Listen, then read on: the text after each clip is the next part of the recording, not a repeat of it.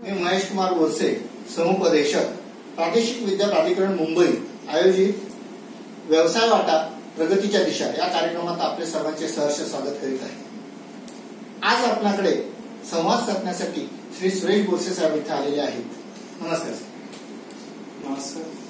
सुरेश बोरसे साहेबांचा छोटासा परिचय करून देतो। पालघर जिल्ह्यातील चिंचगड या आदिवासी बहुल एरियामधील छोट्याशा गावातनं त्यांनी इयत्ता 10वी पर्यंतचं मराठी माध्यमातून शिक्षण घेतलं। त्यानंतर तालुक्याच्या गावी 12वी सायन्स व कर्जत या ठिकाणी टेलिकम्युनिकेशन आणि इलेक्ट्रॉनिक्स यामध्ये BE केलं आणि त्यानंतर सॉफ्टवेअरचे कोर्स करून ते आज मल्टीनॅशनल कंपनी डायरेक्शन इंडिया या कंपनीचे ते मॅनेजर आहेत। अवघ्या 2000 रुपये प्रति महिना या वेतनावर करिअरची सुरुवात करून आज ते मॅनेजर पदापर्यंत पोहोचले। त्यांचा हा प्रवास जो आहे तो अत्यंत ऐकण्यासारखा आहे, त्यातून आपल्याला काहीतरी प्रेरणा मिळणारच आहे असं मला माहिती। ठीक आहे, नमस्कार सर। नमस्कार सर, तुम्ही ह्या एरियामध्ये म्हणजे ह्या क्षेत्रामध्येच करिअर करण्याचं काय करता? पहिल्यांदा मला जाणून घ्यायला फार बरं वाटतं, आनंद होतो। मी जेव्हा इंजिनिअरिंग केलं ते इलेक्ट्रॉनिक्स टेलिकम्युनिकेशन मधनं केलं। त्यानंतर जेव्हा इंजिनिअरिंग करून बाहेर पडलो आणि इंजिनिअरिंगच्या वेळेस पण एक साधारण माहिती होती की सॉफ्टवेअर क्षेत्राला खूप स्कोप आहे सॉफ्टवेअरमध्ये, आणि माझं इंजिनिअरिंग टेलिकम्युनिकेशन मध्ये होतं आणि भरपूर लोकांनी नंतर मला गायडन्स केलं की सॉफ्टवेअरला चांगला स्कोप आहे, तू तुझा इंटरेस्ट चेक कर आणि तू जर चांगलं तुला जर परफॉर्मन्स कसे तर खूप मोठं करिअर करू शकतो। तर मग मी पण नंतर मग सॉफ्टवेअर क्षेत्रातले कोर्स केले त्यांच्या सल्ल्यानुसार गायडन्सच्या अंडर, आणि मग मी माझं career software as a professional निवडलं। इंजिनिअरिंग पासूनच मला प्रोग्रामिंगची आवड होती तशी, त्यामुळे मलाही एक आतून असं वाटत होतं की आपणही सॉफ्टवेअर क्षेत्रात जावं, आणि फक्त थोडं किंतु परंतु असायचा, पण चांगल्या लोकांचं गायडन्स मिळालं आणि मग मी या क्षेत्रात आलो। सर, ह्या क्षेत्रामध्ये जाताना तुम्हाला असं कोणतं शिक्षण घ्यावं लागलं की ज्याच्याने तुम्हाला या क्षेत्रामध्ये यश मिळालं? तसं इंजिनिअरिंगला तुम्हाला लँग्वेजेस शिकवल्या जातात, तसं आम्हाला लँग्वेजेस होत्या। फर्स्ट इयरला पास्कर, नंतर C लँग्वेज, तर त्या दोन्ही लँग्वेजमध्ये मला चांगला इंटरेस्ट होता आणि मी चांगला स्कोरही केला होता। कम्प्युटरची भाषा, कम्प्युटरच्या लँग्वेज, आणि त्याच्यानंतर तुम्हाला हे इंजिनिअरिंग केल्यानंतर तेवढं तुम्हाला पुरेसं नाहीये, तुम्हाला एक व्यावसायिक जी आता जे मार्केटमध्ये चाललंय तर त्याचा एक कोर्स करावा लागतो। तो मी स्वतःहून केला, सेल्फ स्टडीनी पण होतो। मी कोणत्या प्रकारचे कोर्सेस? मी ओरॅकल सॉफ्टवेअरचे कोर्सेस केले, त्याच्यामध्ये ऍडमिनिस्ट्रेटर आणि डेव्हलपमेंट असे दोन्ही आहे, तर दोन्ही कोर्सेस मी केले आणि नंतर शिकतच गेलो। मी वेगवेगळ्या लँग्वेजेस शिकत गेलो आणि स्किल सेट वाढत गेला आणि मग माझं करिअर पाथ बनत गेलं। आता तुम्ही सर्व्हिससाठी ज्यावेळी इंटरव्ह्यू घेता त्यावेळी त्या उमेदवाराचं नक्की कोणतं क्वालिफिकेशन बघतात किंवा त्यामधल्या कोणत्या ऍबिलिटीज बघतात? तसं तुम्ही सर्व्हिससाठी बघाल ना, तर आता मी दोन्ही ठिकाणी काम केलेलं आहे, मल्टीनॅशनल कंपनी पासून तर मिडल साईज पासून तर स्मॉल स्केल इंडस्ट्रीमध्ये। तर तिघांची जी स्ट्रॅटेजी असते सिलेक्शन, उमेदवाराचं सिलेक्शन त्यांची तिघांची वेगवेगळी असते। मल्टीनॅशनल कंपनी तुम्हाला BE च्या बेसवर पर्सेंटेजवर घेतात, फ्रेशर म्हणून ते ट्रेनिंग देतात। मिडल साईज कंपनी ह्या तुमचं थेरॉटिकल नॉलेज त्या विषयातलं जर चांगलं असेल तर ते सिलेक्ट करतात। तर आम्ही मिडल साईज मध्ये ऍटलिस्ट त्याचे बेसिक कॉन्सेप्ट त्या लँग्वेज मधले किंवा त्याला ज्या फील्ड मध्ये जायचं त्याचे बेसिक कॉन्सेप्ट क्लिअर असलेले तर त्याचं सिलेक्शन नक्कीच होतं। तर ह्या क्षेत्रामध्ये जाण्यासाठी कोणत्या क्षमता असायला? क्षमता तर बघा, वरवर बघितलं तर तुम्हाला एक प्रोग्रामिंग लँग्वेज जी मार्केटमध्ये आहे त्याचं तुम्हाला चांगलं नॉलेज, हँड्स ऑन एक्सपिरियन्स, म्हणजे तुम्ही प्रोजेक्ट जरी नसला केला तरी तुम्ही सेल्फ प्रोजेक्ट स्वतः बनवलेले प्रोजेक्ट्स आणि त्याचं कम्प्युटरवर असलेलं तुम्हाला स्किल्स हे तुम्हाला डेव्हलप करावे लागतात, म्हणजे स्वतः प्रॅक्टिस करावी लागते। तर हे झालं बरोबर। आणि जर मी तुम्हाला सांगेन की डीप मध्ये जर बघायचं असेल तर तुम्हाला लॉजिकल स्किल्स, लॉजिकल रिझनिंग किंवा लॉजिकल थिंकिंग हवी मेन म्हणजे, आणि अनालिटिकल स्किल्स हे खूप चांगल्या प्रमाणे चांगले पाहिजे. तार्किक क्षमता असायला हवी आणि चिकाटी असायला. हो, अक्षरशः म्हणजे चिकाटीपेक्षा तार्किक क्षमता खूप असावी. आणि त्याला ट्रबल शूटिंगला तुम्ही बोला की ते एखादा प्रॉब्लेम आला तर ती तुम्ही कमी एफर्ट्स मध्ये किंवा प्रॉपर कुठे प्रॉब्लेम्स येते फाइंड आउट करणं, त्यासाठी तुम्हाला थेअरी पूर्ण व्हास्ट असते, ती तुम्हाला पूर्ण माहित असेल तर तुम्ही इझिली पिक करता आणि प्रॉब्लेम सॉल्व्ह करता. तर मी म्हणून म्हटलं अनालिटिकल आणि तार्किक क्षमता जे लॉजिकल थिंकिंग ते दोन्ही करायचं. पण आता जे तुम्ही काम करताय त्या कामाचं नक्की स्वरूप कसं? कारण कंपनी जर म्हटलं तर आमच्या समोर वेगळ्या पद्धतीचं कंपनी उभी राहते आणि आज तुम्ही घरून काम करताय आणि ते पण परदेशातलं सर्व हँडल करते. म्हणजे नक्की तुम्ही कामाचं स्वरूप तुमच्या कशा पद्धतीचं आहे जाणून घ्यायला बरं. सॉफ्टवेअर क्षेत्रामध्ये तसं तर आता हा पॅन्डेमिक कोविडचा पिरियड आहे, त्यामुळे लोकांच्या लक्षात आलं की वर्क फ्रॉम होम आणि घरून काम करायच्या संधी उपलब्ध होतात. पण सॉफ्टवेअरमध्ये तशा संधी आधीपासून होत्या. लोकांना आठवड्यातनं 1-2 दिवस वगैरे असं वर्क फ्रॉम होम करायची संधी बऱ्याचशा कंपन्या देत होत्या, कारण ट्रॅव्हलिंग टाइम वाचतो. आणि सॉफ्टवेअर म्हटलं की तुम्ही इंटरनेटच्या माध्यमातूनच काम करता. मग तुम्ही ते ऑफिसमधनं बसून करा किंवा घरातून करा, तर सारखंच आहे. कामाचं स्वरूप तुम्ही म्हटलं विचारला त्या प्रश्नाकडे मी वळतो. कामाचं स्वरूप आम्ही मल्टीनॅशनल प्रोजेक्ट्स मध्ये काम करतो, म्हणजे आउटसाइड ऑफ इंडियाचे प्रोजेक्ट जास्त आहेत. त्यातलं आम्ही ऑनलाईन जे प्लॅटफॉर्म आहे अमेझॉन आणि फ्लिपकार्ट सारखं एक कंपनी ऑटो, जी युरोपमधली सगळ्यात प्रतिष्ठित आणि नामांकित कंपनी आहे, तर त्या कंपनीसाठी आम्ही इंटरफेसेस हँडल करतो, जे की तुमचे 300+ इंटरफेसेस आहे. ते आम्ही प्रोडक्शन आणि डेव्हलपमेंट सपोर्ट प्रोव्हाइड करतो.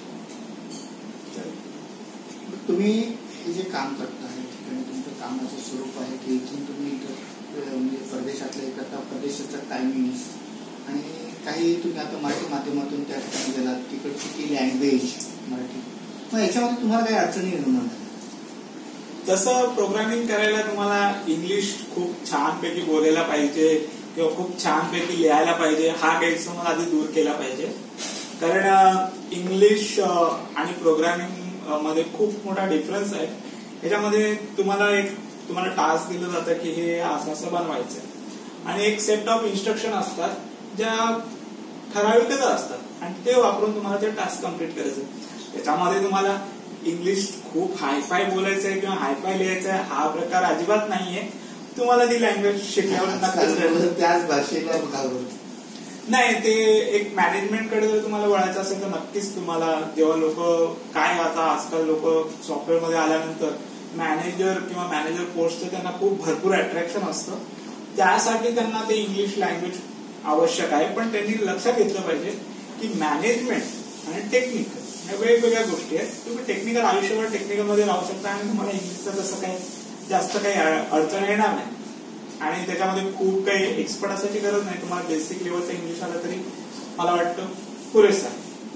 तुम्ही तासनतास बसून असता, मग त्याच्यानंतर अशा काही समस्या तुमच्या समोर येत असतील, अडचणी येत असतील, मग त्यावर तुम्ही कशा पद्धतीने मात करता? नक्कीच अडचणी येतात आणि बरेचसे प्रॉब्लेम सगळ्यांना माहिती पण आहेत. जसं तुम्ही सगळ्यांना जनरल माहिती आहे की मानदुखी, पाठदुखी किंवा लोकांना व्यसन थोडंसं रिफ्रेशमेंट म्हणून सिगरेट पिणे खूप फ्रिक्वेंट, अशा बरेचसे मी प्रॉब्लेम्स बघितले. माझे आता 17 वर्षाचा एक्सपिरियन्स आहे.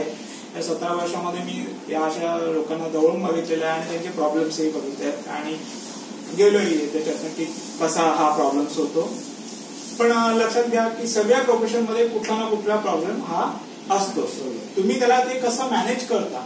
तुम्ही हे क्षेत्र सोडलं दुसरं क्षेत्र घेतलं तर त्याचे वेगळे प्रॉब्लेम्स आहेत. काही लोक उभं राहून काम करतात तर त्यांना पाय म्हणजे गुडघ्यांचे प्रॉब्लेम्स वगैरे. तर ह्या क्षेत्रामध्ये तुम्हाला हे जे प्रॉब्लेम्स टाळण्यासाठी तुम्हाला रोज वर्कआउट करायचे, ते पण जे तुम्हाला मानेचा, तुमच्या कमरे जे जिथे जिथे तुम्हाला ज्याचा जास्त वापर होतो, जिथे त्रास होणार आहे त्या गोष्टींचे प्रॉपर एक्सरसाइज केले पाहिजे. सगळ्यात महत्वाचं म्हणजे तुमचे सगळे प्रॉब्लेम्स तुम्ही टाळू शकता जर तुम्ही सायंटिफिकली कम्प्युटर समोर जर बसले आणि जर तुमचं कम्प्युटर आणि तुम्ही बसण्याची जर व्यवस्था आणि हाताची व्यवस्था जर व्यवस्थित असेल तर तुम्हाला 90% हे प्रॉब्लेम्स होत नाहीत. बरं, ह्याच्यामध्ये शिक्षण घेण्याचं जर विद्यार्थ्यांनी ठरवलं तर असे कोणते आता कोविडचा पिरियड आहे, त्या कोविडच्या काळामध्ये त्यांना शिक्षणासाठी बाहेर कुठे युनिव्हर्सिटीमध्ये जाणं किंवा एखाद्या कॉलेजला जाणं असं काही कोर्सेस वगैरे काही करता येईल की जेणेकरून त्यांना नोकरीच्या संधी उपलब्ध होईल? नक्कीच आहेत आणि भरपूर कोर्सेस आहेत. तुम्ही मार्केटमध्ये जर बघितलं तर खूपच कोर्सेस आहेत. मी बोलेल एक जावा म्हणून आहे कोर्स, तो नक्कीच तुम्ही करू शकता. जावा नंतर एक पायथन आहे, तो एक कोर्स तुम्ही या दोघांपैकी एक केला तरी चालेल. जावा, पायथन, तर हे चांगल्या लँग्वेजेस आहेत, त्याला स्कोप पण भरपूर आहे.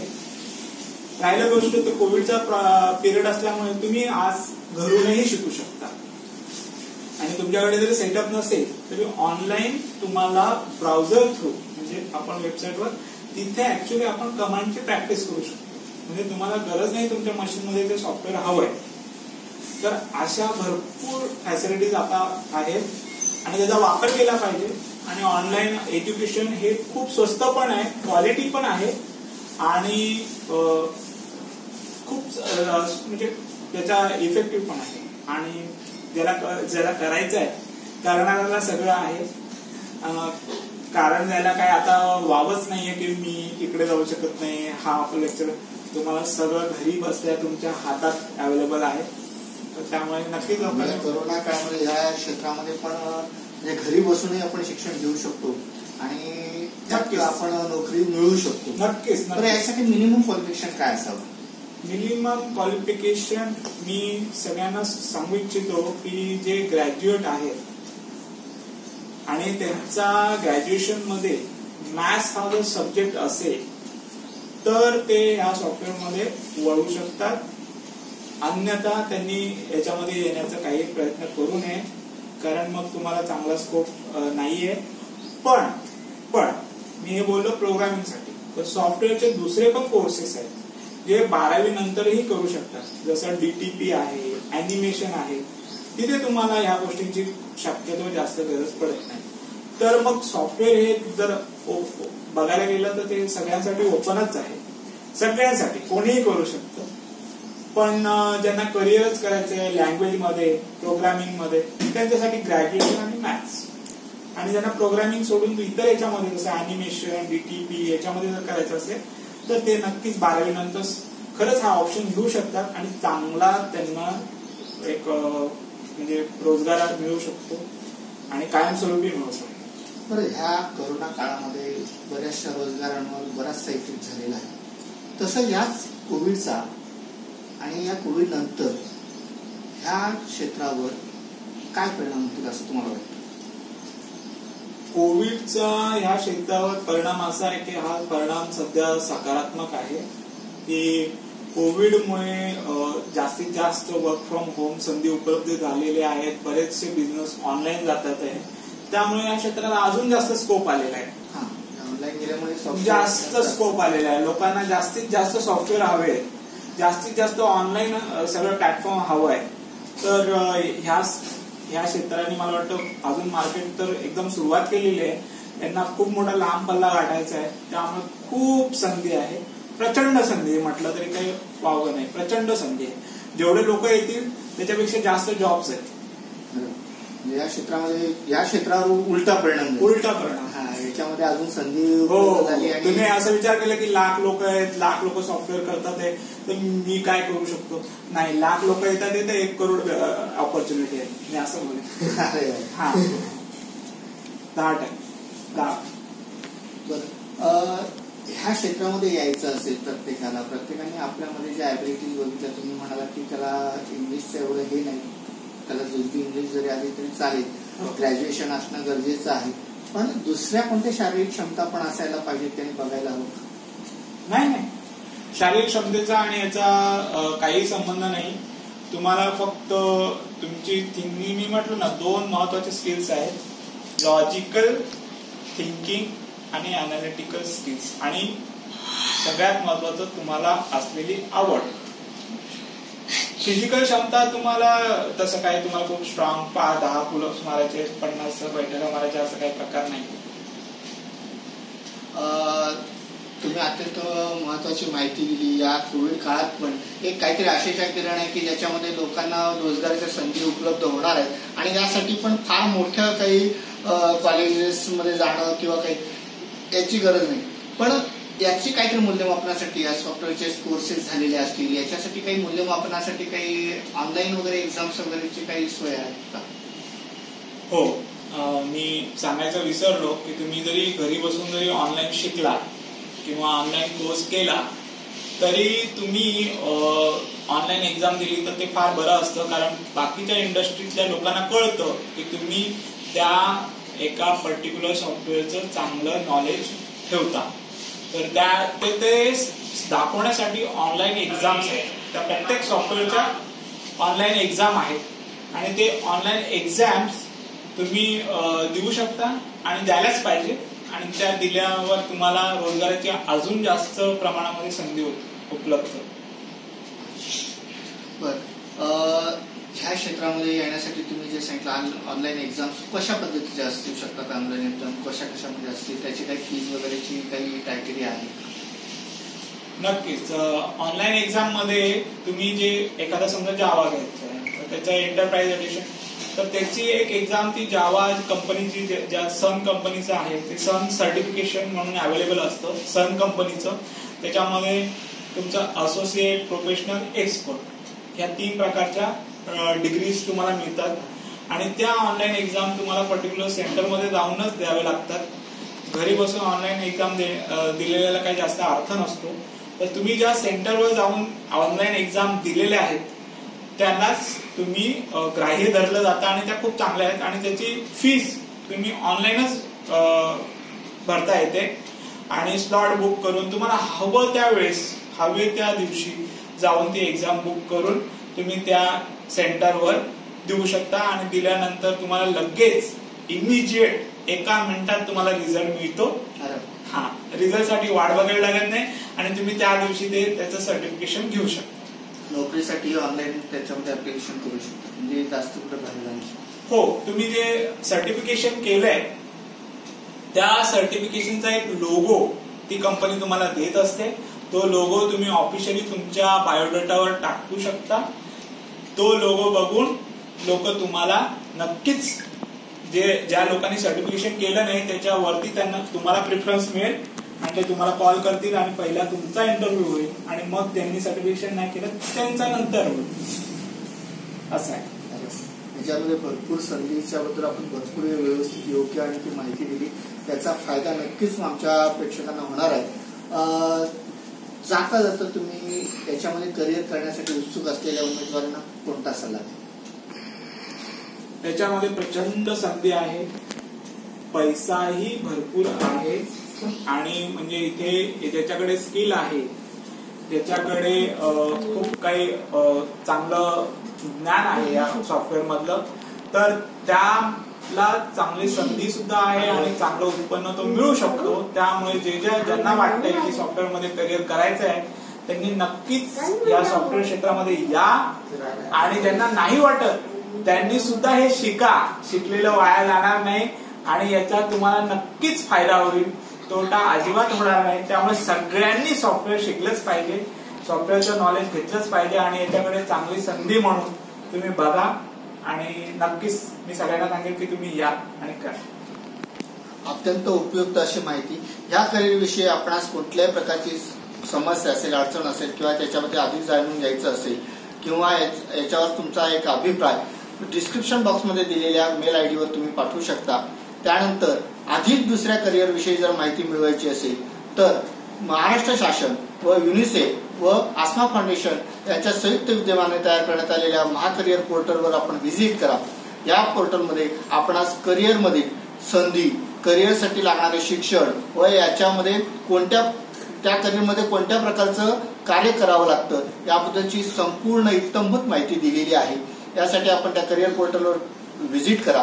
करिअर पोर्टल हे इयत्ता 9वी ते 12वीच्या विद्यार्थ्यांसाठी बनवण्यात आले आहे. यासाठी 2 गोष्टींची आवश्यकता आहे. एक आहे युजर नेम, आणि ते युजर नेम असते त्यांचं शालार्थ ID. तो शालार्थ ID शाळेकडून मिळेल. व दुसरं त्यासाठी पासवर्डची आवश्यकता असते. पासवर्ड आहे 1, 2, 3, 4, 5 आणि 6.